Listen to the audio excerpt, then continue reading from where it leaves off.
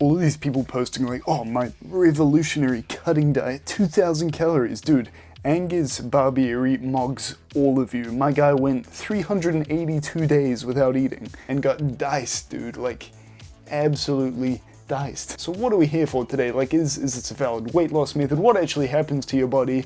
And are you gonna die if you go 6 hours without your BCAA and protein powder supplements? The answer is yes. So we're gonna break this down into phases, starting with from 0 to 4 hours after your most recent meal. So at this point in time, your blood glucose is maintained from the recent meal and the carbs absorbed from it, from that Burger King rodeo stacker, you filthy animal. And we use that blood sugar for energy. If it gets too low, you die. Like, your brain needs it, so when you don't get enough, like, do not pass go directly to seizure. But after that's digested, you use some stored carbs and some stored fat to maintain your metabolism, your exercise, and just body heat in general. And you'll be using up more carbs if you're exercising, more fat if you're just kind of sitting around like myself this evening. And with more carbs directly in the system and very available, this is kind of the best time to train, just like 0 to 4 hours after your meal. So from 4 to 12 hours in the early fast, your blood glucose starts to drop and you have that first seizure of the day. Now, but really your body starts using glucagon, which is the inverse of insulin, which releases some of that glycogen to keep blood sugar up. This keeps the brain happy as well. And you start to feel a little bit hungry because hunger is tied to habitual eating patterns, but you know, there's nothing too out of the ordinary. We do this between meals and overnight. So from 12 to 24 hours, glycogen stores start to deplete and you switch to mostly fat stores, which means if you try to exercise like really hard, you're probably gonna hit the wall, which is usually some people talk about this in like marathon running. It's like, I hit the wall, dude, my glycogen is no longer there and I don't know what to do. Get me home. At this point in time, I'd strongly recommend illegal amphetamines to really bump up your energy levels, stave off that hunger, and help you rack up a win streak of 10 with street fights. Now, I do love like unanswered sarcasm, but I think legally I have to say that's not a recommendation. Don't do it. Now, this is where you'll start producing some of these ketones as well. So the brain will only accept sugar, but also ketones. So when you're out of glycogen and you can't release any more sugar, you start making ketones out of your liver, which are based on the fat stores. This way you don't have the seizure that we were talking about. And this is because the blood-brain barrier is very strict. It doesn't let the AIDS in, okay? This is to keep your brain safe from like anything going on in the rest of your body. But aside from all of this, the brain is still penetrable by like brain rot TikToks, which is kind of funny. It's like your brain has this tight security to keep you safe, keep your brain working, make sure you don't die from other things in your body, but then it just gets nuked by visual aids, like some gym cell going on about, I don't know, his like villain arc while he's doing lateral raises to mumble rap. Why? Now, 1 to 3 days, this is where you're getting into that deep ketosis, and the cool thing is, new skill unlocked, gluconeogenesis, right? Because basically, it turns out your brain's even more picky than you would have thought. It's like, oh nah, dude, ketones, they don't really do it for me. I'm non-monogamous. I need something over here to like scratch this itch in this part of the brain, dude. Give me some of that sugar again. So what does that do? Well, your muscle starts disintegrating maybe, and it starts breaking down, and basically we can turn some of these amino acids into sugar, which means you do lose muscle, but your brain, like, you don't die.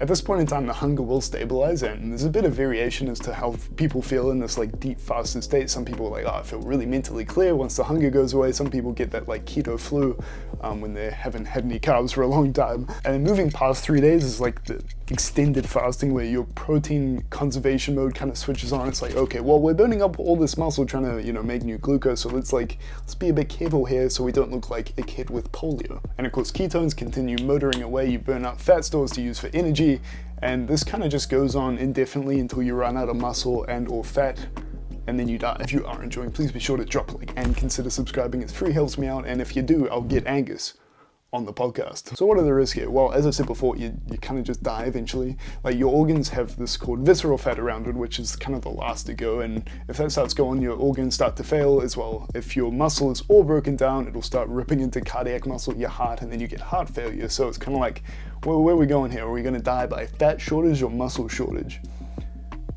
Let's find out. As well, electrolyte imbalances, micronutrient deficiency, of course, because it's only really vitamin D we can make without eating. So it kind of goes without saying, your body just falls apart. So if you are water fasting for an extended period of time, you probably need to be, well, number one, seeing like a dietitian or a doctor to make sure you're not dying, and of course topping up with micronutrient supplements. So Like, you're still not getting the calories in, but you don't want to die, dude. And refeeding syndrome is kind of interesting too, because for the first time you're getting all these carbs in your system, your insulin's firing for the first time in a while, because it's been low for this like extended period of time, because you're not eating any food, right? And then this means all the glucose gets taken up pretty quickly, and it pulls a lot of micronutrients as well, which, you know, things like potassium pulling out of your blood very quickly can mean your blood levels for certain micronutrients just plummet, and then once again you die. I think they made this mistake a few times with like prisoners of war who've been like starved. It's like so punishing. It's like you've dealt through like the hardships that no one should really experience, and you finally get food, dude, and then you just die. So you actually have to like refeed with like lower carb meals and smaller meals for a few days before you can actually start putting weight back on, which is kind of interesting. So why do people actually do this aside from actually trying to lose weight? Well, basically, some people will say, well, you know, you can reestablish some insulin sensitivity, which can stave off diabetes. That might be more just from the weight loss. It's kind of hard to say, but the main one is like autophagy, right? So basically your cells are always breaking down and recycling, and the theory is, well, your autophagy is raised when you're fasting, so your cells will kind of like recycle, and it's kind of just a big reset, so you can kind of turbocharge this just by fasting, which is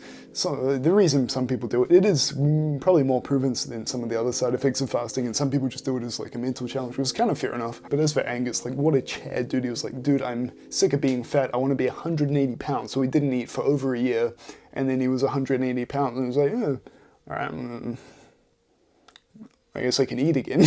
After 382 days, he finally reached his dream goal of 180 pounds. 5 years later, he was at a comfortable weight of 196 pounds.